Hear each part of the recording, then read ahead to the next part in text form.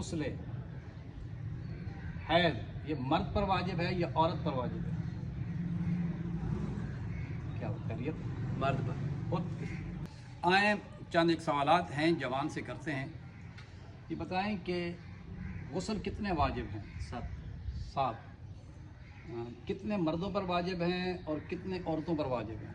4 مردوں پر واجب ہیں، 7 عورتوں پر واجب ہیں۔ 7 کے ساتھ عورتوں پہ واجب ہیں اور 4 جو ہے وہ مردوں پہ واجب ہیں۔ اچھا، اگلا سوال میں آپ سے کر رہا ہوں کہ یہ بتائیں، سوچ سمجھ کے جواب دیجیے گا کہ یہ بتائیں کہ غسل حیض یہ مرد پر واجب ہے یا عورت پر واجب ہے؟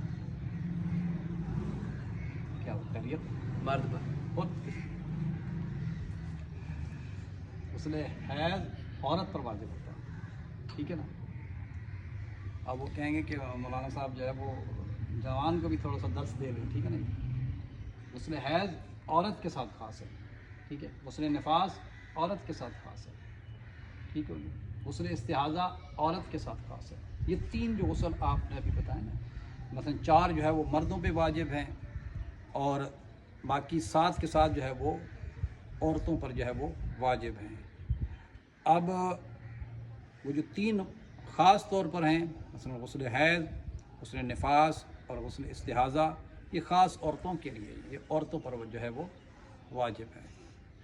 اس کے علاوہ ایک اور غسل ہے کہ اگر سورج گرہن یا چاند گرہن لگا ہو اور انسان جان بوجھ کر نماز آیات نہ پڑھے، جان بوجھ کر نماز آیات اگر نہ پڑھی جائے، مثلا چاند گرہن یا سورج گرہن لگا ہوا ہے اور جان بوجھ کر انسان نماز آیات نہ پڑھے، ٹھیک ہے، تو آیت اللہ سستانی صاحب فرماتے ہیں کہ اس نماز کی قضا کرنے کے لیے آپ کو غسل کرنا ہوگا، ٹھیک ہے؟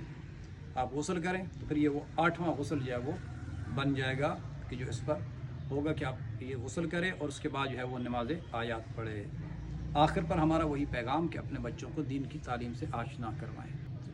جہاں آپ اپنے بچوں کو دنیا کی تعلیم دلواتے ہیں، ہزاروں لاکھوں روپے اس پہ خرچ کرتے ہیں، دلوانی چاہیے، وہاں پہ آپ کی ذمہ داری ہے کہ اپنے بچوں کو دین کی تعلیم سے بھی آشنا کروائیں۔ میرے محترم، آپ بھی تھوڑا سا مزید دین کی طرف جو ہے وہ آئیں اور دین کو حاصل کرنے کی کوشش کریں۔ تو خیر، یہ جوان کی طرف سے ایک پیغام تھا، ماشاءاللہ سے جانتے ہیں یہ ان چیزوں کو، ٹھیک ہے؟ ہمارا یہ پلیٹ فارم ابتدا سے بچوں کو دین کی تعلیم دیتا ہے، نورانی قاعدہ، قرآن مجید اور دینیات وغیرہ پڑھاتا ہے۔ واٹس ایپ کے ذریعے آن لائن یہ کلاسز ہوتی ہیں۔ اس کے علاوہ وہ افراد کے جو میٹرک FA MA BA کر چکے ہیں، اگر وہ نہج البلاغہ تفسیر قرآن